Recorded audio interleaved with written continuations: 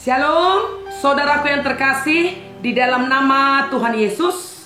Pada saat ini kita bertemu di dalam Pekan Doa GBKP hari Senin 25 Mei 2020. Yang menjadi renungan kita Kisah Para Rasul pasal 21 ayat 1 sampai 6. Kisah Para Rasul pasal 21 ayat 1 sampai 6 dengan tema muat bagin ibas artoto. Saudaraku yang terkasih, mari bersama-sama memperhatikan kitab suci. Saya bacakan Kisah Rasul pasal 21 ayat 1 sampai 6. Sesudah perpisahan yang berat itu, bertolaklah kami dan langsung berlayar menuju Kos. Keesokan harinya sampailah kami di Rodos, dan dari situ kami ke Patara. Di Patara kami mendapat kapal yang hendak menyeberang ke Venesia. Kami naik kapal itu lalu bertolak. Kemudian tampak Siprus di sebelah kiri, tetapi kami melewatinya dan menuju ke Syria. Akhirnya tibalah kami di Tirus, sebab muatan kapal harus dibongkar di kota itu. Di situ kami mengunjungi murid-murid dan tinggal di situ 7 hari lamanya. Oleh bisikan roh, murid-murid itu menasihati Paulus supaya ia jangan pergi ke Yerusalem.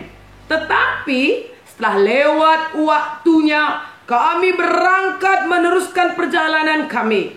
Murid-murid semua dengan istri dan anak-anak mereka mengantar kami sampai keluar kota. Dan di tepi pantai kami berlutut dan berdoa. Sesudah minta diri, kami naik ke kapal dan mereka pulang ke rumah.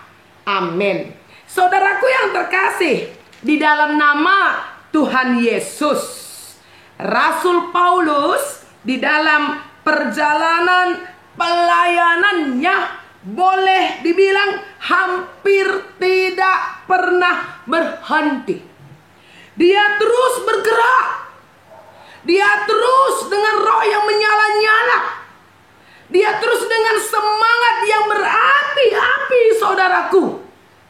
Bagi Paulus, waktu-waktu yang dia miliki setelah pertobatannya, setelah dia menerima Kristus Yesus jadi Tuhan dan Juru Selamatnya, dan setelah dia mengamini panggilannya dan pengutusannya sebagai Rasul, maka waktu-waktu yang dia jalani itu bagi Paulus sangat berarti.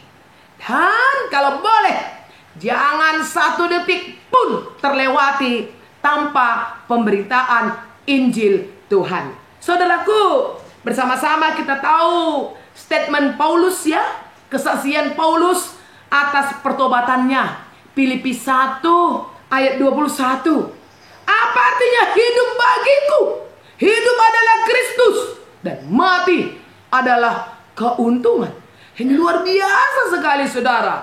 Oleh sebab itu, Paulus akhirnya berkomitmen untuk setia sampai akhir. Apapun taruhannya, apapun tantangannya, seberat apapun perjalanan yang akan dia hadapi, Paulus terus berjalan. Dia terus berlari, dia terus bergerak, dan dia terus mengabarkan Injil keselamatan itu. Saudaraku, Paulus sebagai seorang rasul memang sangat-sangat mengutamakan Tuhan. Pernyataannya di Kisah pasal 20 ayat 24. Kisah pasal 20 ayat 24 saya bacakan. Tetapi aku tidak menghiraukan nyawaku sedikit pun, asal saja aku dapat mencapai garis akhir dan menyelesaikan pelayanan yang ditugaskan oleh Tuhan Yesus kepadaku untuk memberi kesaksian tentang Injil kasih karunia Allah. Yang luar biasa adalah aku tidak menghiraukan nyawaku sedikit pun. Saudara, Paulus terus menikmati pelayanan itu. Paulus terus melakukan tugas dan panggilannya dengan mengandalkan kekuatan Tuhan. Dan pada hari ini, di pekan doa kita, di hari ini kita diajak untuk boleh melihat bagaimana Paulus benar-benar melaksanakan apa yang telah dia nyatakan sebagai panggilan hidupnya. Hidup bagiku adalah Kristus dan mati adalah keuntungan. Di bacaan kita, saudaraku, pada hari ini, Kisah pasal 21 ayat 1 sampai 6. Di situ dinampakkan adanya perpisahan antara Paulus dengan jemaat yang ada di Efesus, atau dengan para penatua jemaat yang ada di Efesus.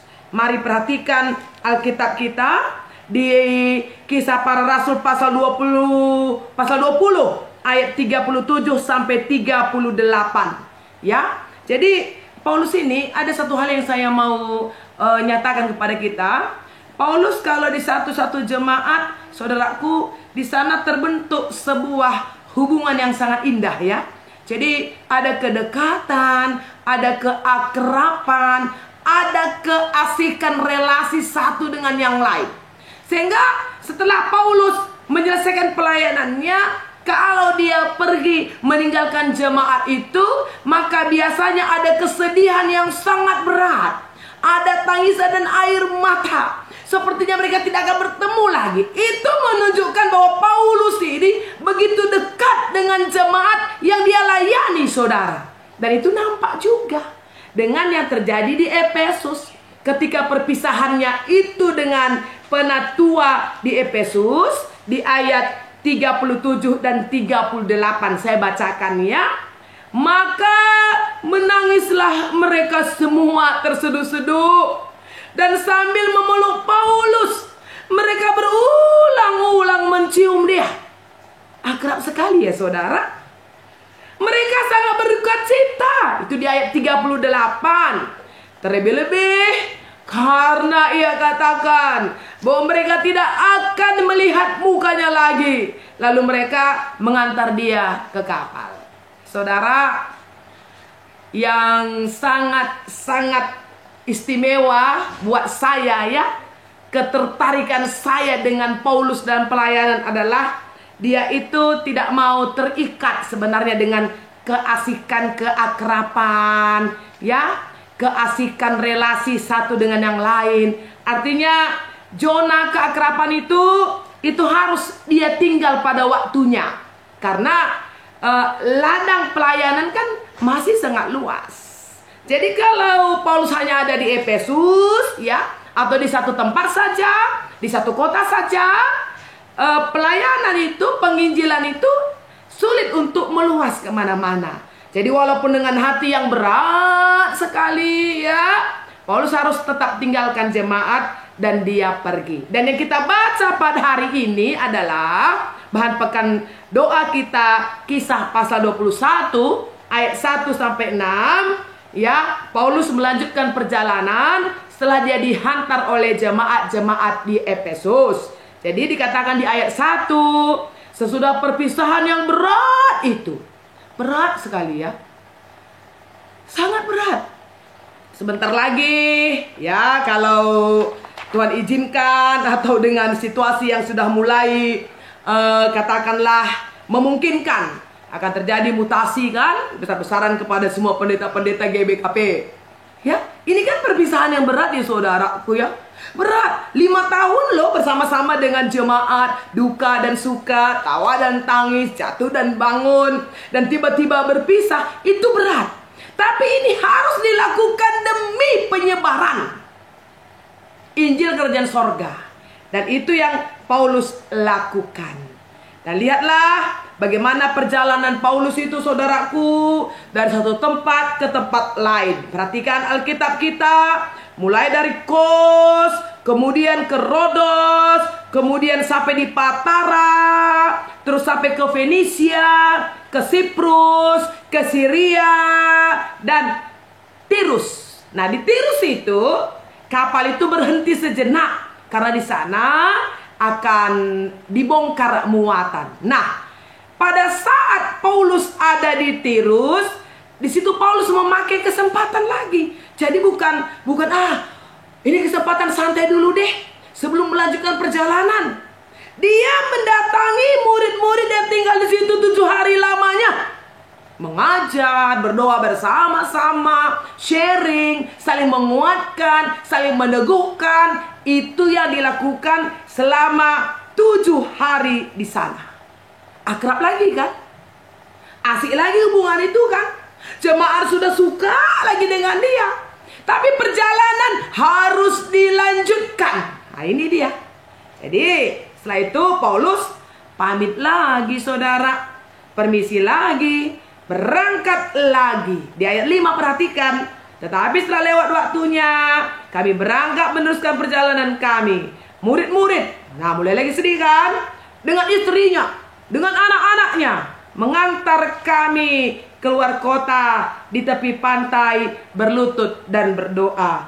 Paulus melanjutkan perjalanan pelayanannya. Saudaraku yang terkasih dalam nama Tuhan Yesus, dengan tema kita di Pekan Doa di tanggal 25 ini adalah muat bagin ibas artoto.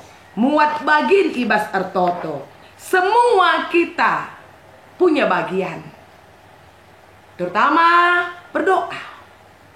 Berdoa ini kan adalah sebuah perbuatan yang bisa dilakukan oleh semua orang, baik kaum bapak, kaum ibu, termasuk anak-anak sekalipun. Dan itulah yang Paulus rasakan ketika dia diberangkatkan. Istri-istri, ya kaum ibu, anak-anak mendoakan dia, saudara. Jadi di Pekan Doa pada hari ini, semua kita diajak. Semua punya bagian.